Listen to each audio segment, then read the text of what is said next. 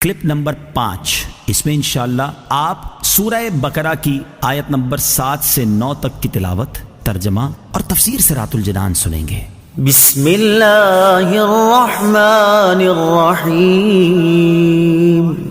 ترجمہ: اللہ کے نام سے شروع جو نہایت مہربان رحمت والا ہے۔ ختم اللہ علی قلوبہم وعلی سمعہم وعلی ابصارہم غشاوہ ولہم عذاب عظیم۔ ترجمہ: اللہ نے ان کے دلوں پر اور ان کے کانوں پر مہر لگا دی ہے، اور ان کی آنکھوں پر پردہ پڑا ہوا ہے، اور ان کے لیے بہت بڑا عذاب ہے۔ ختم اللہ نے مہر لگا دی۔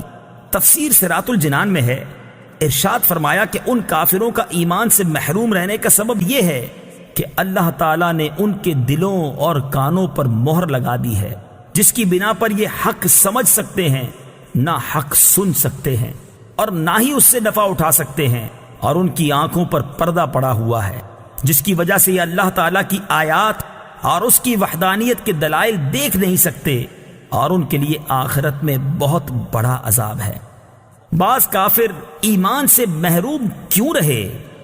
یہاں یہ بات یاد رکھیں کہ جو کافر ایمان سے محروم رہے ان پر ہدایت کی راہیں شروع سے بند نہ تھیں، ورنہ تو وہ اس بات کا بہانہ بنا سکتے تھے، بلکہ اصل یہ ہے کہ ان کے کفر و عناد، سرکشی و بے دینی، حق کی مخالفت اور انبیاء کرام علیہ السلام سے عداوت کے انجام کے طور پر ان کے دلوں اور کانوں پر مہر لگی اور آنکھوں پر پردے پڑ گئے۔ یہ ایسے ہی ہے جیسے کوئی شخص طبیب کی مخالفت کرے اور زہر قاتل کھا لے اور اس کے لیے دوا فائدہ مند نہ رہے، اور طبیب کہہ دے کہ اب یہ تندرست نہیں ہو سکتا، تو حقیقت میں اس حال تک پہنچانے میں اس آدمی کی اپنی کرتوتوں کا ہاتھ ہے، نہ کہ طبیب کے کہنے کا، لہٰذا وہ خود ہی ملامت کا مستحق ہے، طبیب پر اعتراض نہیں کر سکتا۔ وَمِنَ النَّاسِ مَن يَقُولُ آمَنَّا بِاللَّهِ وَبِالْيَوْمِ الْآخِرِ وَمَا هُمْ بِمُؤْمِنِينَ۔ ترجمہ: اور کچھ لوگ کہتے ہیں کہ ہم اللہ پر اور آخرت کے دن پر ایمان لے آئے ہیں، حالانکہ وہ ایمان والے نہیں ہیں۔ وَمِنَ النَّاسِ مَن يَقُولُ، اور کچھ لوگ کہتے ہیں۔ تفسیر صراط الجنان میں ہے، اس سے پہلی آیات میں مخلص ایمان والوں کا ذکر کیا گیا جن کا ظاہر و باطن درست اور سلامت تھا، پھر ان کافروں کا ذکر کیا گیا جو سرکشی اور عناد پر قائم تھے، اور اب یہاں سے لے کر آیت نمبر 20 تک منافقوں کا حال بیان کیا جا رہا ہے، جو کہ اندرون خانہ کافر تھے اور اپنے آپ کو مسلمان ظاہر کرتے تھے۔ اس آیت کا خلاصہ یہ ہے، کچھ لوگ اپنی زبانوں سے اس طرح کہتے ہیں کہ ہم اللہ تعالیٰ پر اور آخرت کے دن پر ایمان لے آئے ہیں، حالانکہ وہ ایمان لانے والے نہیں ہیں، کیونکہ ان کا ظاہر ان کے باطن کے خلاف ہے، بلکہ حقیقت یہ ہے کہ وہ منافق ہیں۔ اس آیت سے چند باتیں معلوم ہوئیں۔ نمبر 1، جب تک دل میں تصدیق نہ ہو اس وقت تک ظاہری اعمال مومن ہونے کے لیے کافی نہیں۔ نمبر 2، جو لوگ ایمان کا دعویٰ کرتے ہیں اور کفر کا اعتقاد رکھتے ہیں سب منافقین ہیں۔ نمبر 3، یہ اسلام اور مسلمانوں کے لیے کھلے کافروں سے زیادہ نقصان دہ ہیں۔ وَمِنَ النَّاسِ، اور کچھ لوگ، تفسیر صراط الجنان میں ہے، منافقوں کو کچھ لوگ کہنے میں اس بات کی طرف اشارہ ہے کہ یہ گروہ بہتر صفات اور انسانی کمالات سے ایسا عاری ہے کہ اس کا ذکر کسی وصف و خوبی کے ساتھ نہیں کیا جاتا، بلکہ یوں کہا جاتا ہے کہ کچھ لوگ ہیں۔ اسی لیے انبیاء کرام علیہ السلام کو محض انسان یا صرف بشر کے لفظ سے ذکر کرنے میں ان کے فضائل و کمالات کے انکار کا پہلو نکلتا ہے، لہٰذا اس سے اجتناب لازم ہے۔ اگر آپ قرآن پاک مطالعہ کریں تو معلوم ہوگا کہ انبیاء کرام علیہ السلام کو صرف بشر کے لفظ سے ذکر کرنا کفار کا طریقہ ہے، جبکہ مسلمان انبیاء کرام علیہ السلام کا تذکرہ عظمت و شان سے کرتے ہیں۔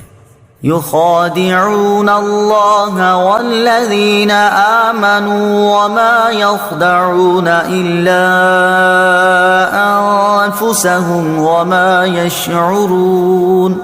ترجمہ: یہ لوگ اللہ کو اور ایمان والوں کو فریب دینا چاہتے ہیں، حالانکہ یہ صرف اپنے آپ کو فریب دے رہے ہیں اور انہیں شعور نہیں۔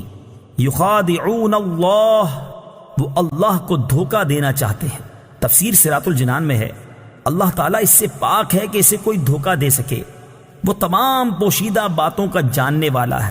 یہاں مراد یہ ہے کہ منافقوں کے طرز عمل سے یوں لگتا ہے کہ وہ خدا کو فریب دینا چاہتے ہیں، یا یہ کہ خدا کو فریب دینا یہی ہے کہ وہ رسول اللہ صلی اللہ تعالیٰ علیہ وسلم کو دھوکہ دینا چاہتے ہیں، کیونکہ حضور پر نور صلی اللہ تعالیٰ علیہ وسلم اللہ تعالیٰ کے نائب اور خلیفہ ہیں، اور انہیں دھوکہ دینے کی کوشش گویا خدا کو دھوکہ دینے کی طرح ہے۔ لیکن چونکہ اللہ تعالیٰ نے اپنے حبیب صلی اللہ تعالیٰ علیہ وسلم کو منافقین کے اندرونی کفر پر مطلع فرمایا، تو یوں ان بے دینوں کا فریب نہ خدا پر چلے، نہ رسول پر، اور نہ مومنین پر، بلکہ در حقیقت وہ اپنی جانوں کو فریب دے رہے ہیں، اور یہ ایسے غافل ہیں کہ انہیں اس چیز کا شعور ہی نہیں۔ ظاہر و باطن کا تضاد بہت بڑا عیب ہے۔